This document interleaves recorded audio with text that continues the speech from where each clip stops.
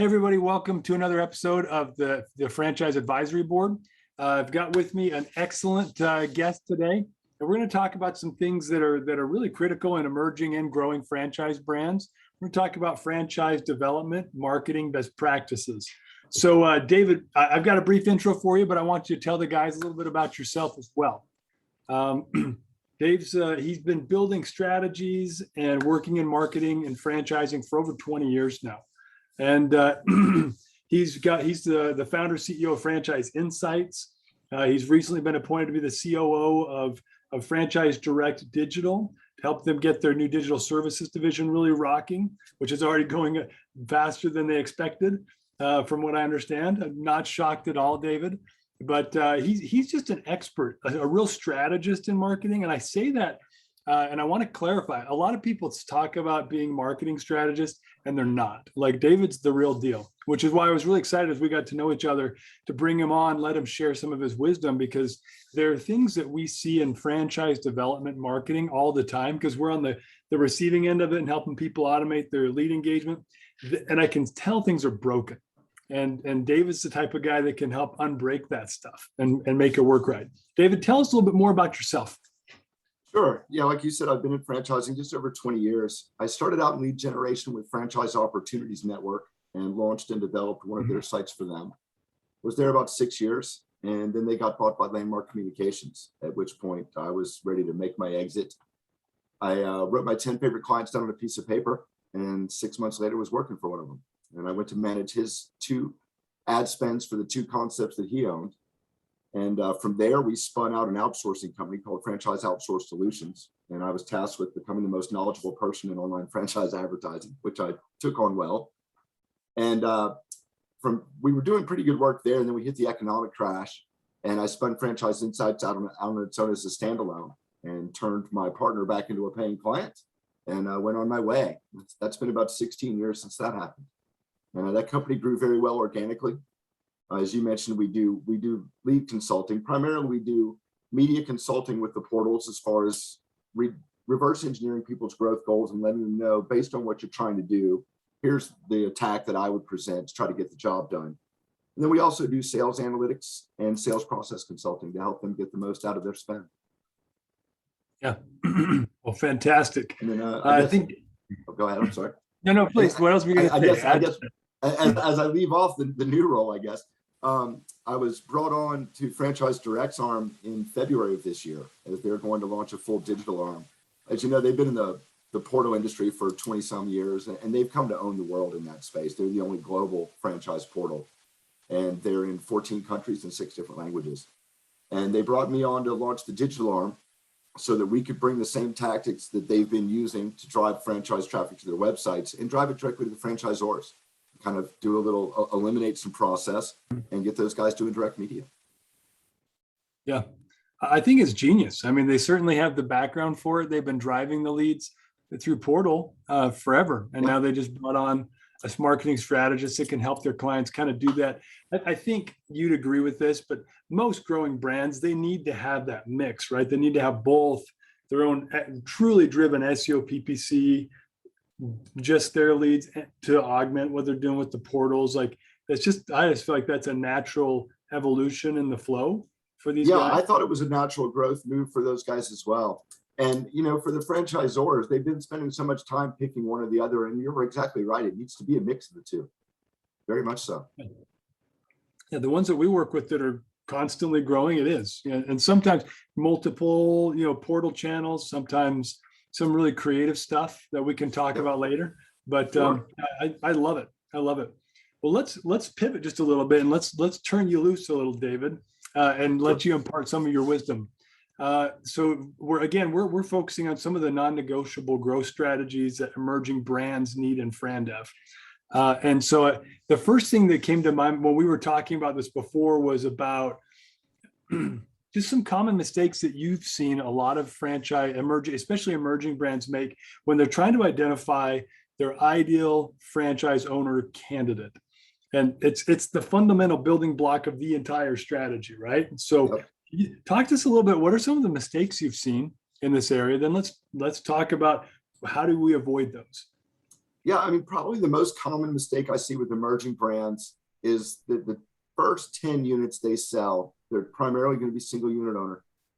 Those guys need to be completely in sync with the company and become the songbirds. They need to be perfectly positioned to succeed. Because what we see happen so many times, they'll get these first 10 units up, and if everything is solid, they can carry on to 20 before they really have to check up and start to bolster their internal efforts and their support staff. If they don't, they find that 10 unit checkup, they're in deep water. They find that they've got 5 or 6 franchises that are performing. They've got 2 or 3 that are kind of on the cusp, and another 2 that are very much upside down. And 9 times out of 10, I can go back to the franchisor and say, you knew this guy wasn't the one, didn't you? And they'll say, yeah, I did. And I really wanted that sale. We've been working so hard for so long. We really wanted to get this on the board. And now I realize what I did wrong. But the catch is that unwinding that unit is so much more difficult than winding it up. And to that degree, I see them set themselves up to fail a lot. Yeah. Oh, yeah. Well, and even sometimes that checkup doesn't happen until 20 or 30 units, which accentuates the issue, right? Now, yeah, very much so. I mean, we Yeah. typically see, you know, as you look at the broader numbers, 40% of franchises never break 20 units in the first place. And generally speaking, that's either going to be an idea that wasn't solid, it's going to be huge barriers to investment, or it's going to be that they brought the wrong people on and sank the brand before it even came alive. Yep. Yeah, a lot of folks I see, they don't have the insights up front to think, am I recruiting a candidate that's going to make my metrics and my validation calls amazing? If your item 19 data is not good because your first 10 units are not performing, that's going to be a stumbling block for you going forward as you're trying to sell more units. Even if you sold 50 in the first year that you're actively doing it, you'll never grow beyond that because your metrics are going to look so bad that when they stack your concept up against the 20 others that are similar to it, you'll never get a second look. No, and I find the Zors walk into this space very blind. They really don't have this information up front of what it's going to take to be the next really successful operator. And I mean, as we watched, only 20% of these concepts ever break 100 units, and 9 times out of 10, it's due to things being built wrong in the first place. Either they had an unrealistic vision of how they're going to get to that 100, or they put the wrong people in place. It really does come down to that simple. Yeah, and it could be the world's greatest concept. Honestly, I don't know. I haven't met a lot of franchisors and founders that have put together a bad business model, right? It's not that at all. No, it's usually not. It is usually completely indicative of them selling the wrong deal. And a lot of times a lot of times they may have outsourced the sales portion to somebody who's got a lofty commission goal, et cetera. They may have gone to a model that I don't like a lot, which is selling states, selling masters. I'm really not a fan of that model. You can get upside down real quick. You can turn around and take a perfectly good multi-unit owner, and now you've got that guy where he's never going to run anything. He's supposed to go generate leads in a single state and sell franchises. He's not qualified to do that. And all of a sudden, you've set the whole model up to fail after this initial dynamic growth curve. Everything's just going to wane, and then it's all going to unwind. So we've watched it happen time and again. Yeah, it seems like an early win, right, for the franchisor. But yeah, I agree. Let's talk about that. As let's say I'm an emerging franchise brand, and I'm trying to identify who's my ideal client. What are some of the key things they ought to be paying attention to there? I mean, really, there's a bit of a list. The main thing, you need to make sure you're dealing with somebody with good credit, not just the capital they need to invest. Make sure they've got a good bit liquid over that to cover anything that might happen. And don't just give them 90 days of run money where everything's going to be perfect in 90 days and you're going to be great. Beyond the capital and the credit, they really need to make sure there's a personality and culture match. A lot of times they'll take somebody that's got some money and it's a quick talker and, oh, well, sure, we'll sell you one. It sounds like you've done everything under the sun. But if that person doesn't have a passion for this business and it's not something that they necessarily need to survive, like in a lot of instances, you may bring on somebody that owns other concepts. If their heart and soul is not in it, it's not going to run that well. And a lot of the franchise doors don't really understand that right out of the gate, your problem is that no one's ever going to run your business like you did. You were really great at it. You created it, you created multiples of it, and you standardized it and made it work real well. But these people are not going to be you. And a lot of times they don't realize that as they graduate into this role, where you're now the CEO and the COO and the CFO and the head of marketing and the head of development, head of sales, you're now doing 8 or 10 jobs that you're not actually qualified to do. And I really feel like a lot of times they're not coming in, either they're not doing the sales themselves and they're not involved enough to where they're really making sure that this person matches with them, or they're just not being specific enough in their criteria and they're setting the bar too low and they're letting people get over it where they shouldn't. And there again, we keep going back to that, it's an easy sale. They spend a lot of time and a lot of money trying to get to this point, but it's not the time to hurry. And this is the absolute opposite of the time to hurry through. This is the time to really slow down and really dot your I's and cross your T's, and don't be afraid to turn out a check. It's so worth it to turn the check down for the wrong person and wait to bring the right one in. Yeah, I've got a great example of that. One of the brands I really respect a lot is the Kitchen Tune-Up brand. Mm-hmm. And Heidi Morrissey there, she's the second generation, owner. Her dad founded it. They've done such a great job building a culture with their franchisees, the Toonie culture, which is super fun. And she still, even though they've got, I can't remember, I think a couple hundred units now of kitchen tune-ups, they've been growing like crazy. I think every week I see like 2 or 3 new Toonies are born. I'm like, dang, they're hauling. Yeah. But she visits personally as the CEO with every single final candidate. Yeah. And she told me, she's like, sometimes they're highly qualified financially and they could succeed, but I can just tell that they're kind of she would never say these words in this way, but it's like, they're kind of a jerk, right? Or they have no sense of humor. And if they don't have a sense of humor and an interest in building community and like enjoying working with other franchise owners, like she'll just tell them no, like this isn't a fit, and she'll turn it down. And I'm sure her FranDev team's like, no, that was a good one. Right. But she's a stewardess or a steward of the culture. And she sees that as one of her most important roles as the CEO.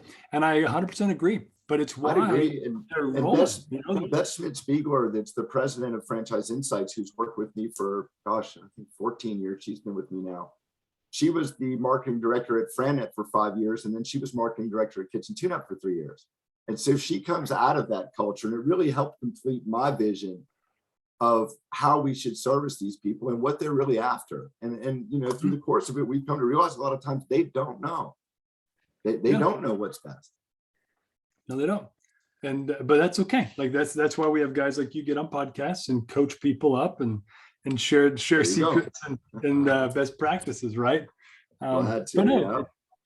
Yeah.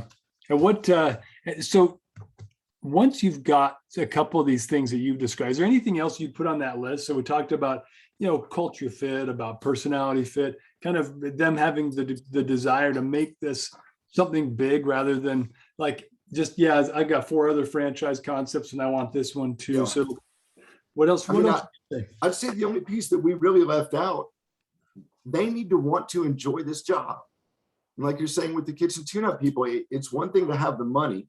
If you don't have the personality and the culture, they should immediately be exempt.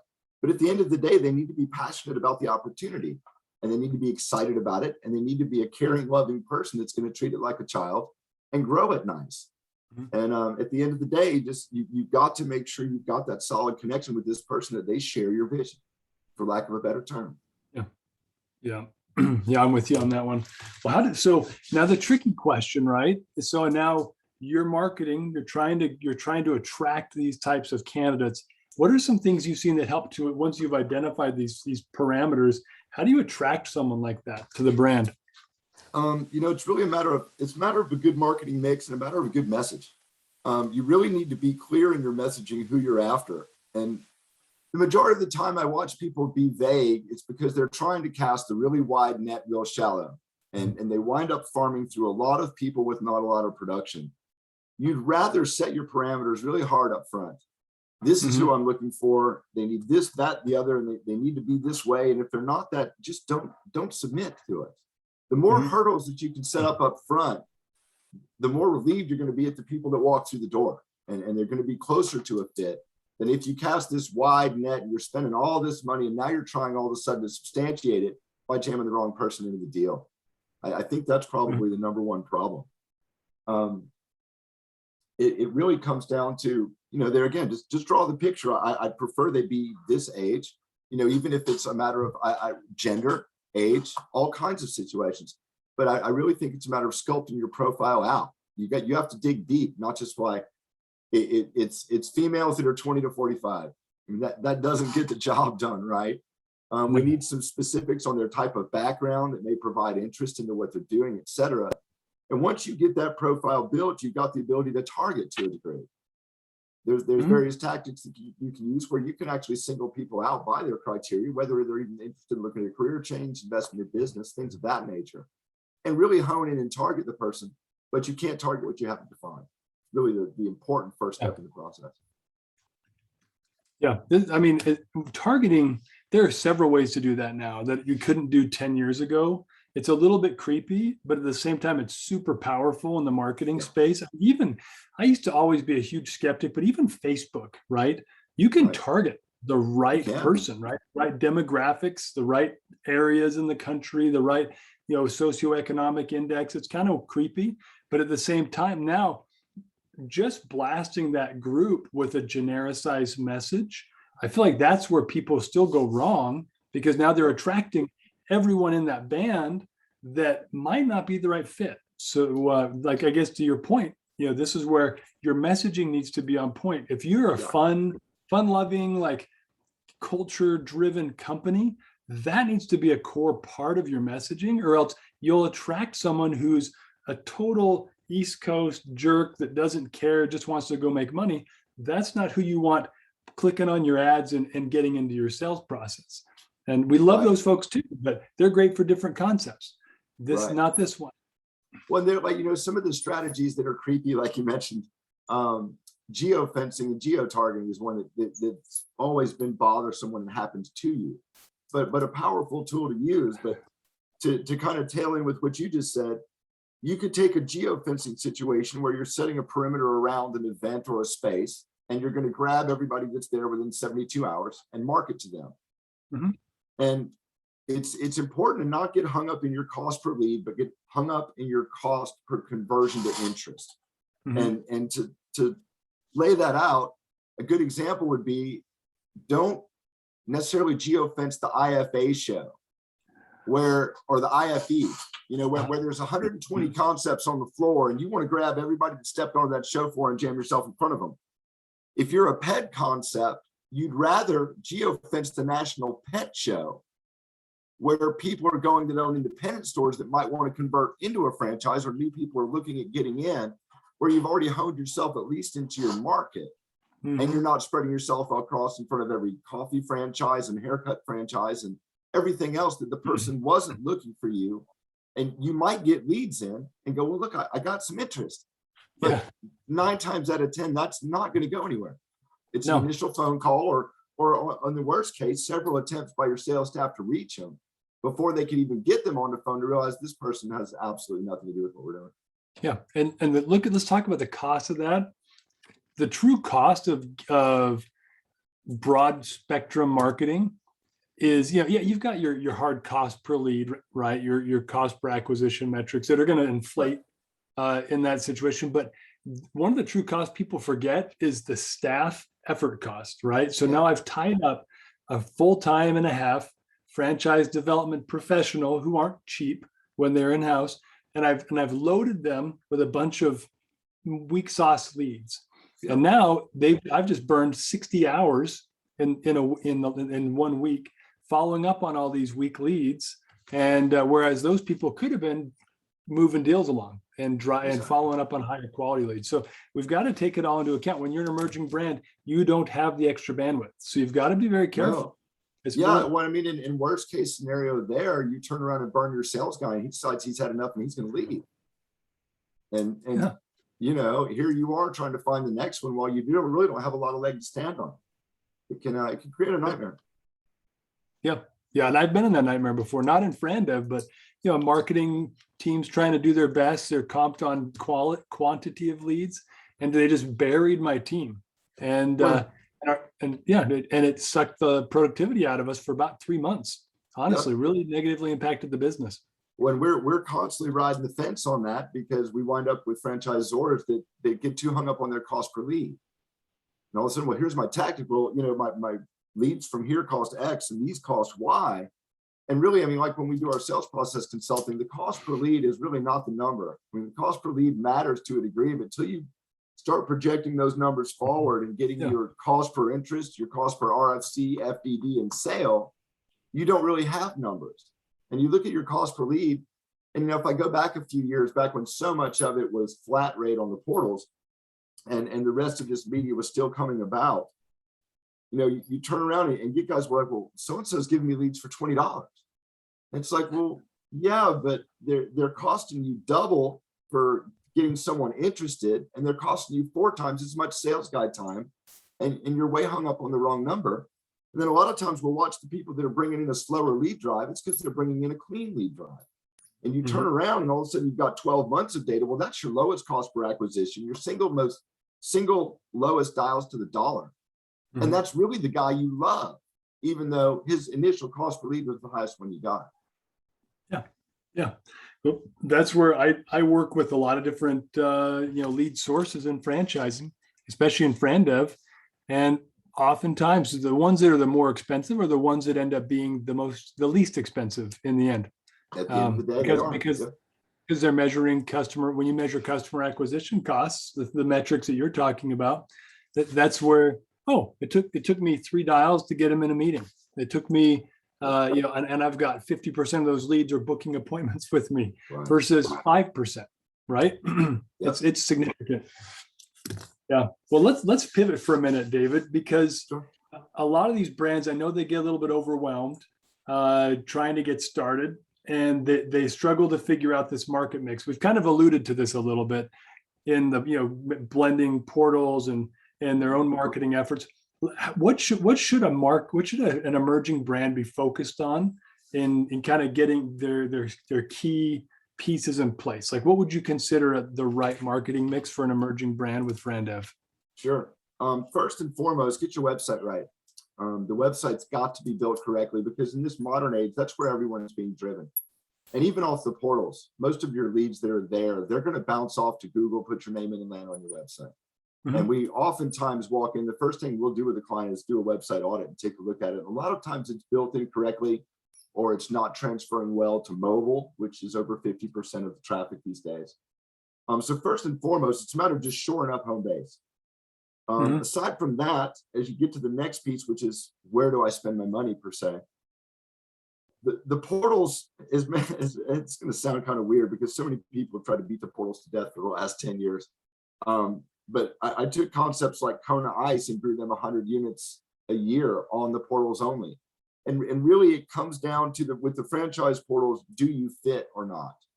And when I say that, what I mean is 80% of the leads that come into the franchise portals have 100,000 liquid capital or less to invest. And this is us taking thousands and thousands of pages of data and compiling them and kind of finding the line, doing a find the line exercise, we call it. 80% of them come in 100,000 liquid or less. So if your liquid capital invest is under 100,000, the franchise portals are virtually a no-brainer for you. You really need to be there. They're garnering all the broad-based traffic on your terms. And whether you like it or not, they buy a pizza franchise, buy a real estate franchise, buy a cleaning franchise. Those guys aren't going away as much as that industry continues to fracture itself. They're not going to go away. And so you do need them if you're in that correct situation where the capital is going to hit your mark. If you're in there needing $500,000, you can, unless you're a food franchise, you can just skip right by them because they don't see your guy. But first and foremost, for the emerging brands, most of them do fall in this category. I mean, most of the concepts that I talk to, 100,000 liquid capital will get you in the door, and they do need to look at the portals. They don't need to advertise on 7 or 8 of them, but there are pretty much 3 of them that you should be on if you can afford it. From there, you've got to get your online presence down. The main tactics I see people stuttering with, first is PPC, which shouldn't be a stutter step. You get your website right, and then you immediately go to your portals and PPC. Both of those tactics can turn around and provide bottom funnel leads to you very quickly. So it's important to go ahead and get things running, get things fired up, get leads coming in the door, and get it working. Once you step beyond that, it gets more into targeted emails and things of that nature. That's going back to what we were talking about, defining clients. You can target emails down with third party to where you're looking at people with only good credit, own their own home, married, etc. You can compile this down to where are they looking for a career change, etc. Do they have a background in this or that? And you can basically turn around and target your profile candidate completely out of the blue with third-party email. And they can turn around and retarget anybody that opened that email that didn't submit. That's a very strong tactic for an emerging brand because they're not having to wade through a lot to get there. A lot of times the target is not that large. They turn around, their target might be 100, 200,000 people, and they can spread those emails out in small chunks over the year and get a really nice turn off of it. And then the other piece we see that's weak a lot of times that really can't be today is social media. It doesn't matter whether you do it yourself or you have someone else do it, but you've got to get the messages out to your consumers. And then you've got to turn around and wrap that back to your potential franchisees. And we preach a lot that things were siloed in this industry for a long time. You had your development group in one building doing all the development marketing. And then you had your B2C at the consumer side in a different building doing all their marketing. And still to this day, a lot of them have it broken out that way, but those days are coming to an end. Now you're on social media and your potential franchisee sees all your consumer marketing and vice versa. And I mean, if you want to go back to who did it right the first time, Subway put their 800 number on their napkin. And it really is that easy. You've got to really take these two things and marry them together and realize that even if these people are in separate buildings now, they're glass buildings where they can see each other. They see each other's messages. They see everything that you're putting out there, and you've got to keep it steady and solid. And a lot of firms jumped into social media heavy when it first started, but I talk to some now, we go in and look at everything, and 9/10 of their operation looks great. And their social media, nothing's happened for 18 months.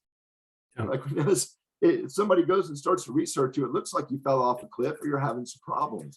And perception is everything in this industry. It's really important to keep it balanced out. Yeah, I'm a little guilty as charged there on for our organization, to be honest. But it's in some aspects of social media, and I think this is an important topic. If you don't mind me rabbit holing for a minute. Not at all. Which social channel, right? Because everybody was like so hot on Clubhouse, and then somebody sneezed, a couple of years ago, and everyone got excited about TikTok. And I had like grown professionals that were like spending 4 hours a day in TikTok thinking they were going to change their business. And I was like, bro, your target audience is not in TikTok. If you're looking for a 13 to a 21-year-old, then get all over TikTok. But you're trying to sell franchises. Like, why are you wasting time on TikTok? You need someone with at least $100,000 of liquid capital. It ain't them. So let's find the social channel where you're going to find your people, your watering holes. And I just think I'd love some wisdom from you on that. Like, how do you filter through which social channels you focus your energy on? Yeah, well, you're exactly right. So much of it's age demographic based. What people need to realize is Facebook had its run, and then a lot of people left, but who stayed there were the baby boomers and the Gen Xers. They stayed.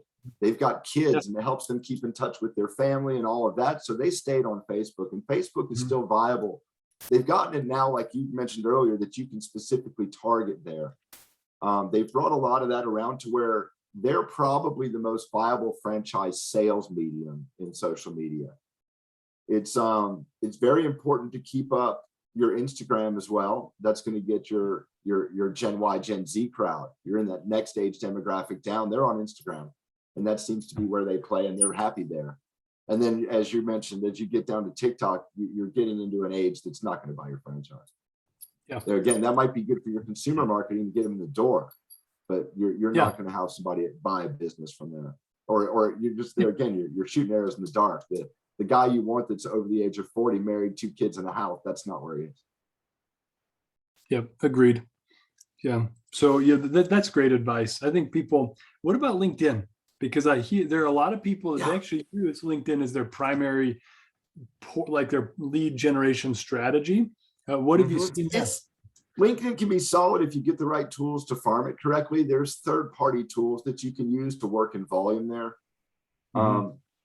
If you go through LinkedIn and try to onesie your stuff, it's a full-time job for someone. There's just not enough time in the day. But they have offered the ability there. Of course, you can specifically target, particularly if you know your person's background. You know, I'd love someone that's in healthcare as an example, or something of that nature.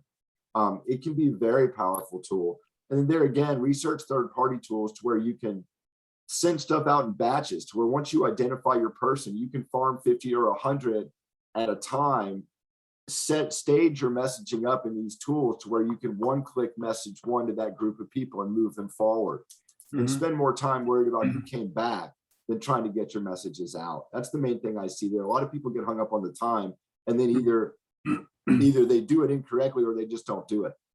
Yeah, it becomes such a time sink that they throw it out the back door, and that's really not what should happen either. And to be real frank, if you've got a franchise development professional on your team and they're very content to spend all day onesie twosie clicking through LinkedIn, you got the wrong person in your team. They should be driven by closing, not driven by finding, right? That's it. That's it. Yeah. And it's one of those things. I mean, honestly, it's worth it to pay a third party to do it all, in my humble opinion. Unless you're going to stay on top of your social media presence and your farming, it's definitely worth it to pay somebody else to push the buttons. You spend so much time trying to set everything up in that situation, and you'd rather have them field calls than sit there and stage things. Oh yeah, agreed. Well, let's talk about, so marketing mix. We've had, I feel like you've shared some great insights there, David. What are some key metrics that people should be monitoring? And this is where you and I could spend an entire podcast talking about this. So let's just maybe give a couple of high-level metrics that people should be focused on if they really want to succeed as they're building a channel. Yeah, and I mean, we touched on this earlier, but we should go in this in depth, because this is where I spend most of my time, and this is where most of the problems lie, is in the analytics.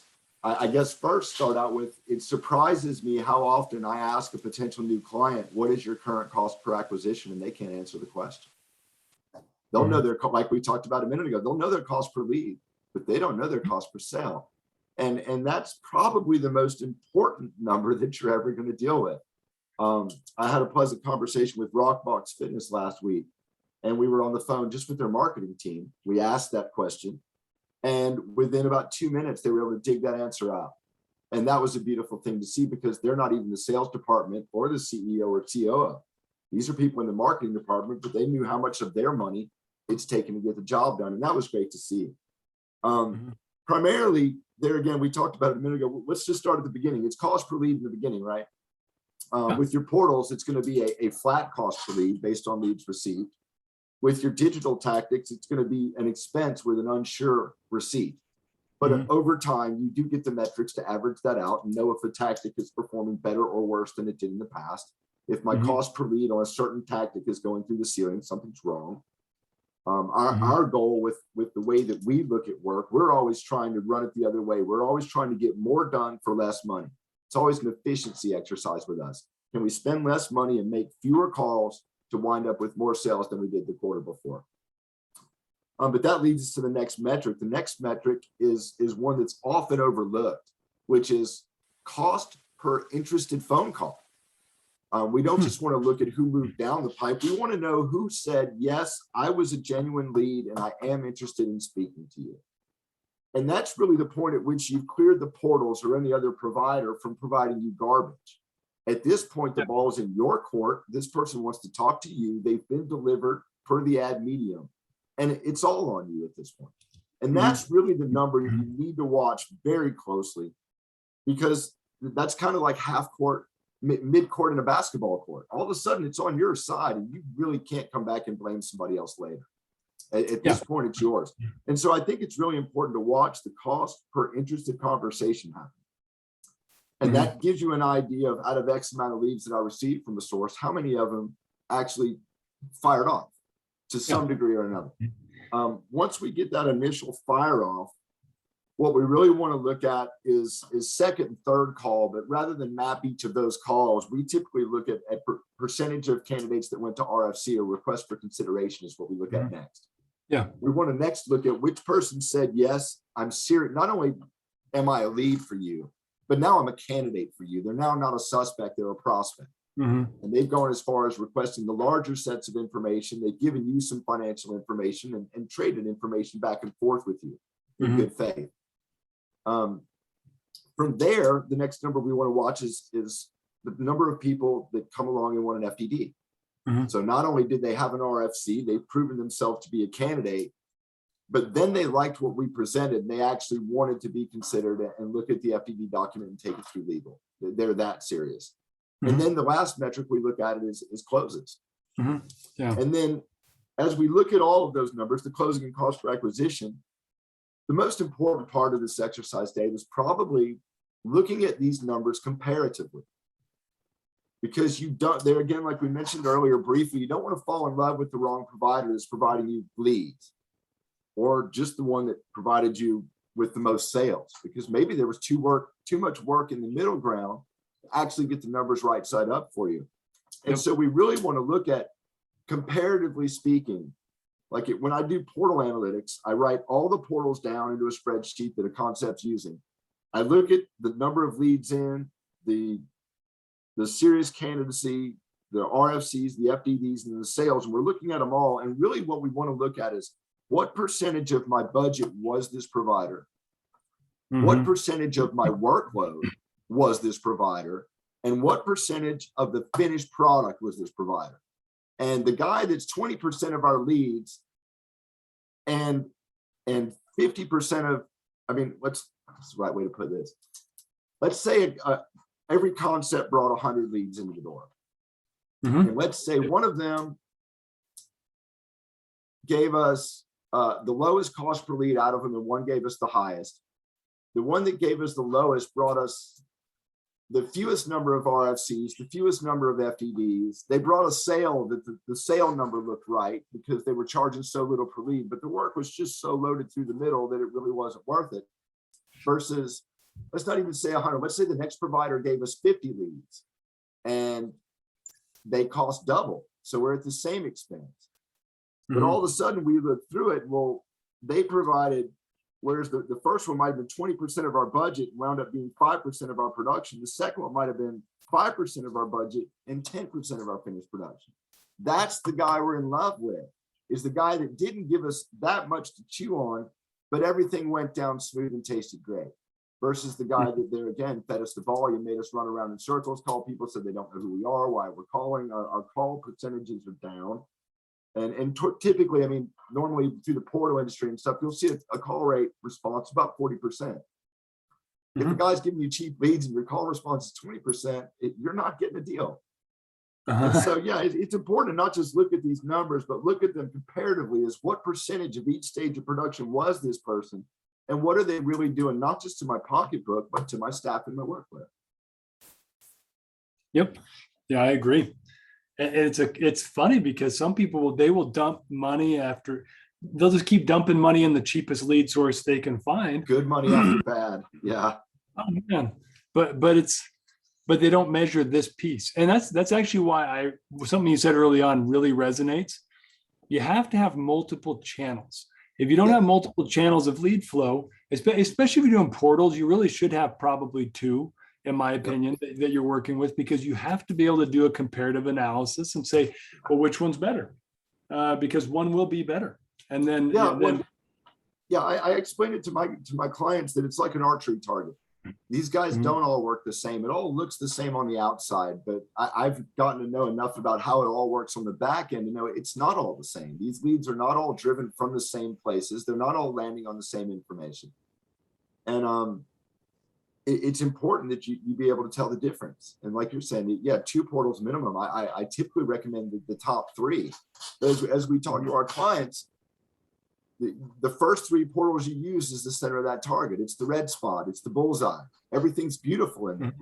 If your growth goal mandates that we step outside that ring to the next one, realize that next step is less efficient and less effective than the one before it. It's necessary, but they're never Yeah. going to do the work that the first set did.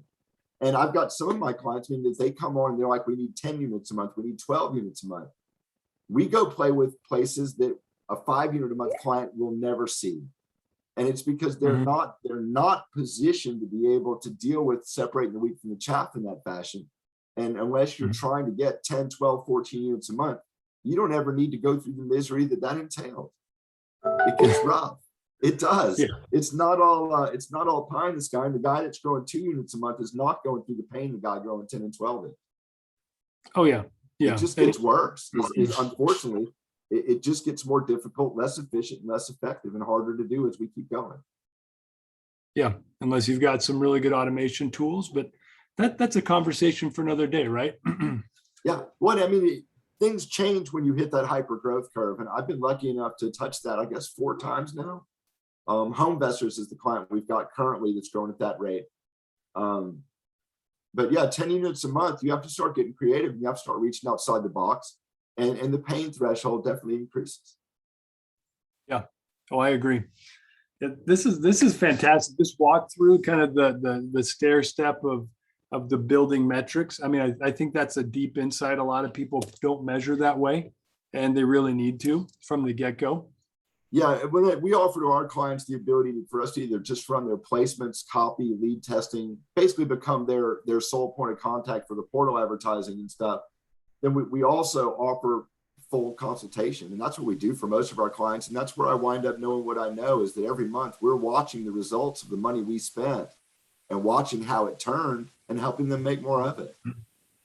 Yeah, no, I think it's fantastic. You've got a good thing that you've built, David, and I'm excited to see the impact and case studies that come out of what you're working on. Parting thoughts, like as kind of a wrap up for the day, emerging, growing brands, anything else that you'd like to kind of share with everybody about marketing strategy, mix, metrics, anything of that nature? I guess first and foremost, talk to people about what you're about to do. A lot of times I feel the Zords are afraid to talk to each other sometimes, afraid they won't share best practices, like it's all a secret, but oftentimes they will. I think it's important also to engage. So if you're, find out as much as you can from the other Zords in the marketplace, particularly dig on your sector and try to find someone, even if they're not another Zor, but they've worked in your sector and they know the ins and outs. And then lastly, my suggestion would be to engage someone, engage a marketing firm to help you. And if you feel like you're not getting, if you feel like you go to speak to them and they're not on your same page, move to the next one. There are a lot to choose from. There's some of us that are franchisor specific. And my best advice is to get advice. Talk to someone who knows things you don't know. And even if you don't engage them, at least start speaking with them, find out whether you need them or not, and learn some things before you just step out here and start blowing money. I see so many times that Zords step up to the plate going, I spent 2 years and $150,000 in legal, and I just don't have budget. And my answer is, if you don't have budget at this point, it's like going to start a road race where you paid the admission, but you're not wearing shoes. You're not going to win. You're not going to come in first for this thing if you stepped up to the line without the expansion capital. I feel like a lot of launch firms kind of maybe bait them in with, launch it and they will come. And the answer is really that they won't. There's 5,000 franchises out there. And if you want to stand out, you really need to talk to somebody about how you're going to do it. My best advice is get advice. Yep. And to that point, David, as we wrap up today, again, thanks for dumping all this great knowledge into our brains. Like, this is really powerful stuff. Best way for people to get in touch with you, is it LinkedIn, or what would you recommend? Best way to get me typically is my directly email. It's david@franchiseinsights.com or david@franchisedirectdigital.com, either one. And then also by my cell, I always answer my phone or get right back to whoever may call, and that's 770-617-5968. Yeah, guys, take David up on his advice and let him know you're doing it. Reach out. He's got in 40 minutes, we distilled that much out of him, but you can imagine the experience and the expertise he could share. So thanks, David. Appreciate you making time. This has been fantastic. It's my pleasure, David. Thanks for having me. I hope I've been a help. Yeah, thanks. Bye-bye.